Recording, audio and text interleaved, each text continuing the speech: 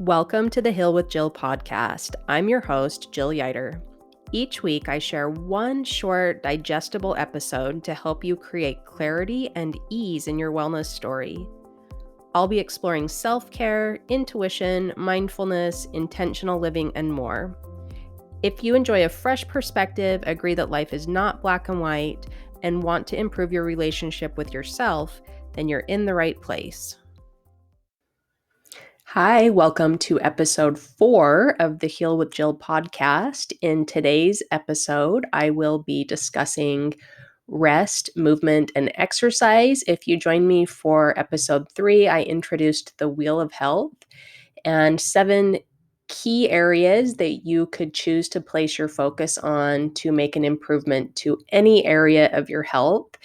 And we're just going to go a bit deeper today into that first area of rest, movement, and exercise.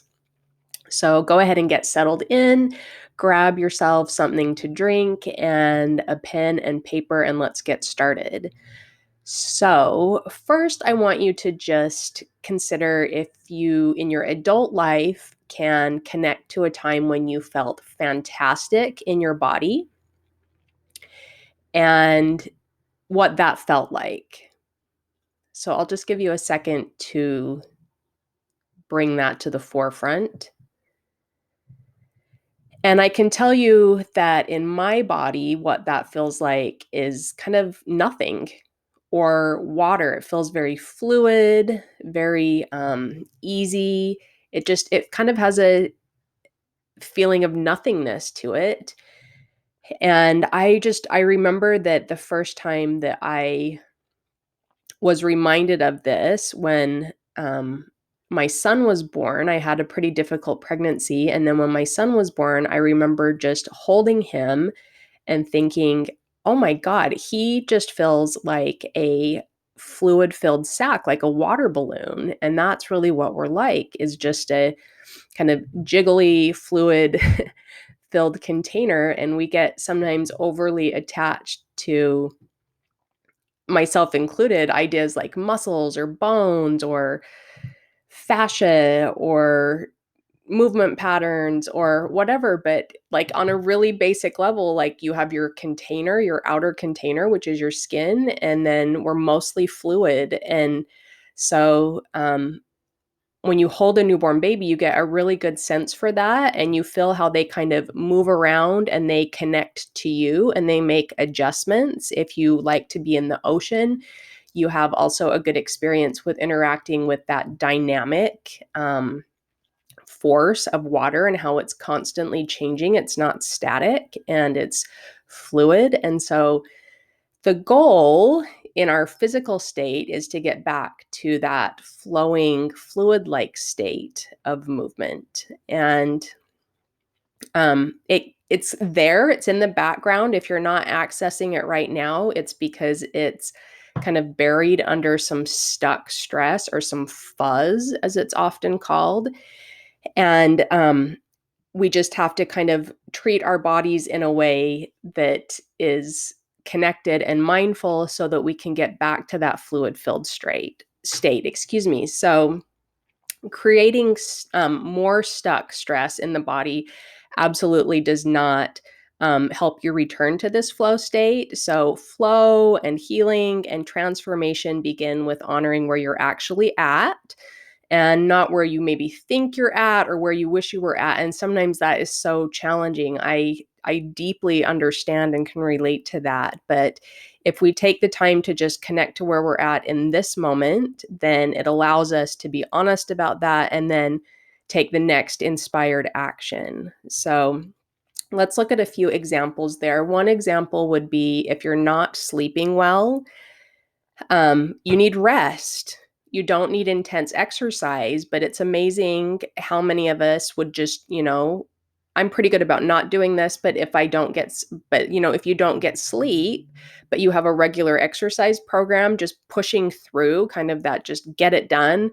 And I can't remember who said it once, but so forgive me for not giving credit, but it's like vacuuming your floor without the appliance plugged in. So it's kind of like going through the motions, but it's not really plugged in, tapped, tapped in, tuned in, turned on. It's not connected, it's not mindful, and it's not present. So it's just ticking a box.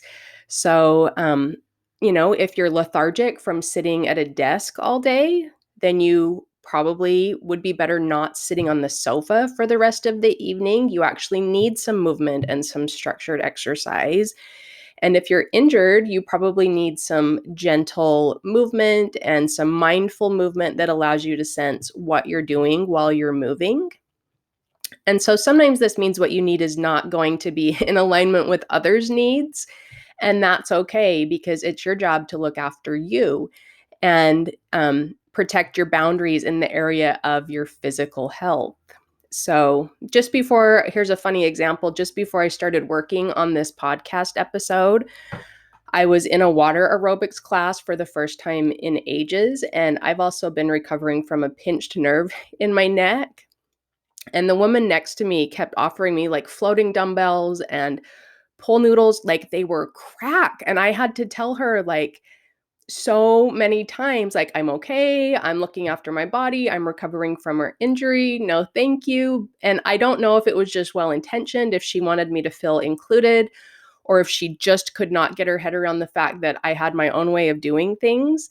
But it just reminded me of the amount of presence that it takes to stick up for what you need, whether it's rest or a walk or a snack or something else. And if you're in an environment where it's not the cultural norm to look after yourself, start by recognizing that it's kind of an unsafe, disconnected environment that doesn't support that. And the very first thing to try would just be to try if the environment is receptive to a cultural change of you setting a new example. So now let's take a little bit deeper of a look at this continuum of rest, movement, and exercise. So rest includes sleep, meditation, and mindfulness for our purposes. So sleep, that's pretty obvious. Like, I think there's a lot of maybe confusion about how much sleep is the exact amount of sleep that someone needs, but the amount of sleep that you need, I would say, is personal. It's dependent, on you and your circumstances. And so only you are going to know if you wake up in the morning and you feel rested and you're able to get through your day with ease. And if you're struggling with sleep, and so of course I'm talking about under like normal life rigor. If you're dealing with an acute traumatic situation, like some intense grief or loss or anything like that, that's different.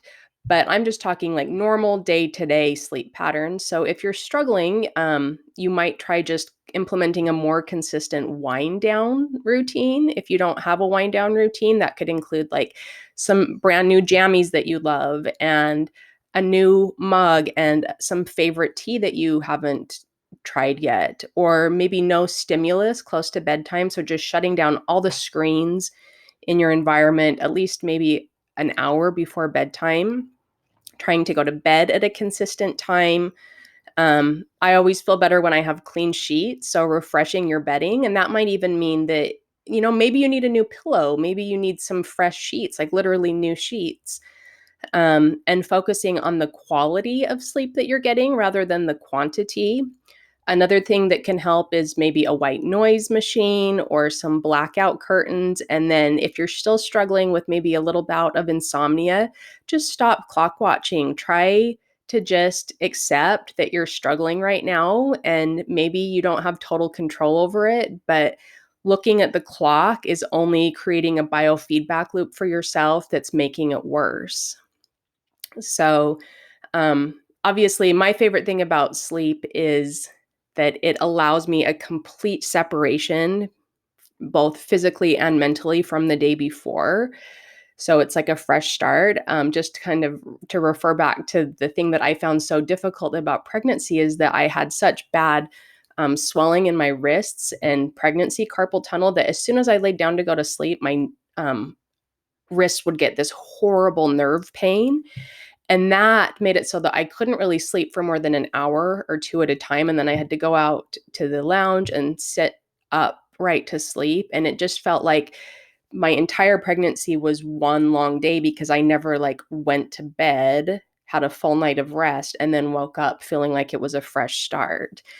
So, yeah, there's also, some melatonin to try if you are still struggling with some sleep and don't want to take like a pharmaceutical route could be helpful. So meditation, I'm just going to clarify the difference between meditation and mindfulness. So I agree with a book that I read recently, and I'll put that in the show notes and the description to this episode. But I feel like meditation involves just you. It's not guided by someone else. And you can be sitting or lying down. It doesn't have to be this kind of stereotypical meditation practice of sitting with your spine erect. So you can sit on the sofa or a comfy chair or a beanbag, something that you really feel comfortable in, but you don't want to fall asleep. So if you maybe have your body comfortable, but your head unsupported so that you're not at risk of falling asleep, that would be good. And then you can choose to either focus on your breath, just watching your breath, or focus on a mantra. So a mantra is maybe like a 1 or 2 syllable word, such as calm, peace, one, thankful, happy, whatever it is that resonates with you. I mean, it could be whatever makes sense to you. It could be reality, whatever feels right to you. Then that's just, it's used as an anchor. So I think of it as like a pebble, and you're dropping the pebble in a pond and it creates a little ripple, but it still creates a point of focus. And so when you drop that word into your kind of inner world, we'll call it, it creates a ripple. So, and it allows you something to ground back to. So, for example, in meditation, it is not ever the goal to stop thoughts, but it is the goal to, once you notice that you are overly identified with your thoughts, instead of watching them, to gently use your breath or that mantra to bring you back inside yourself so that you're not overly identified with just your thoughts. So it can be confusing because it is absolutely not the benchmark of a successful meditation session if you have gone 4, 5, 10, 15 minutes without having a thought. What a successful session would entail, that maybe the whole session was just racked with thoughts, like you were being shot at with thought arrows or rained on like thought thunderstorm. But ultimately, if you're even able one time during that session to catch it and gently bring yourself back to that mantra or your breath, then it's like anything that is habit or practice, you get better over time about gently and kindly and with patience saying to yourself, no, it's not that, it's this. Yes, there's all of that over there. There's the job isn't sorted out, and the the family stuff and the grief and the all of that. Yes, there is that, but then there's also something beyond that, which is just the essence of you, which is grounded in this very second in time. And so that's the point of meditation, is to connect you to the now. Come back to now. Here we are. We're now, now, now, now, now. Yeah. So if you're familiar with Eckhart, um, I never say his last name correctly, Tolle or Tolle, then yes, there, you can't argue. We are living in the now.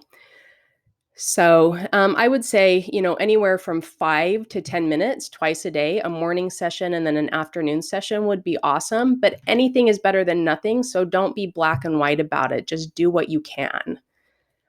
And then mindfulness, I would say, is for the purpose of rest can be anything that has a primary focus of being deeply present in the moment. And that could be like a guided relaxation, some breathing exercises, coloring, drawing, journaling, gentle movement on the floor, listening to music, basically anything that recharges you. So that's up to you to decide. But there's more variety in it. It could involve, being guided by someone else. It's maybe got an extra layer to it that way. So again, in the rest category, we have sleep, meditation, and mindfulness. And then movement, the recommendation for movement is 10,000 steps a day. So, of course, you can use a step counter, a pedometer to measure that if you would like.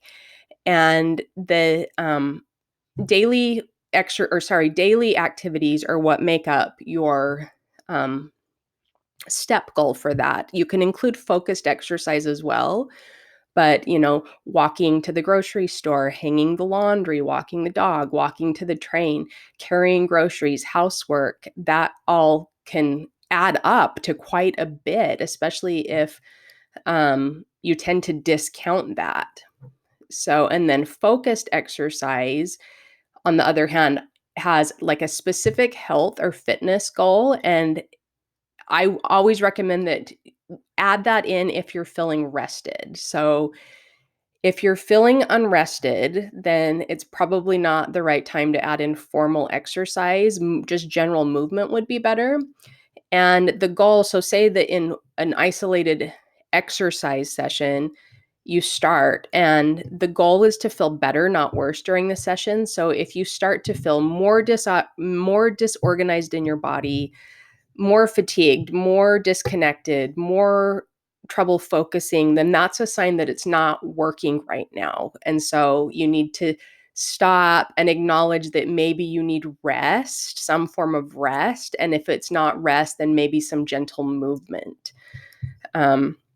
And then there's like these areas that are like maybe specific. So there's of course like strength and cardio and endurance and flexibility. So you might have different goals based on what it is you're trying to achieve. So if your goal is general health, then you want a little bit of all of that. If you have more of a sports specific goal, like if you're training for a marathon, then obviously you're going to be working on endurance. Or if you're like a bodybuilder, you're going to be, working on strength. But those aren't necessarily health specifically, those are more sports specific. So as you layer things on, start with start assessing rest, and then move into movement, and then health related exercise. And then, of course, the icing on the cake is if you want to add something in that's sports specific. So being increasingly intuitive about the physical needs of your body is an ongoing process, and every day is different, yet there are underlying patterns. And so it may help to ask yourself some things like, do I force myself to exercise when I'm not getting quality sleep? Or do I avoid movement when I've been at a desk all day? Or do I discount daily movement as nothing when it's actually something? Like maybe you get 10,000 steps a day and you discount it because it's not formal exercise. And so you don't give yourself credit. So only you know if you need to give yourself more credit, or if you need to hold yourself more accountable. And you might have an overall pattern based on your personality and your makeup, but you might also have specific days. Like I notice that sometimes when I'm tired and can't think straight, my first instinct is to push myself more until I catch it and then go, well, this is really hard because I'm exhausted. So doing more is not the answer. Doing less and resting is the answer to not create burnout. So, only you know what you need, and you understand yourself better than anyone else. So even in like a counseling situation, no one understands you and your situation better than you. So take the time to listen to yourself and honor that and go with that, and impose boundaries so that you can take care of yourself.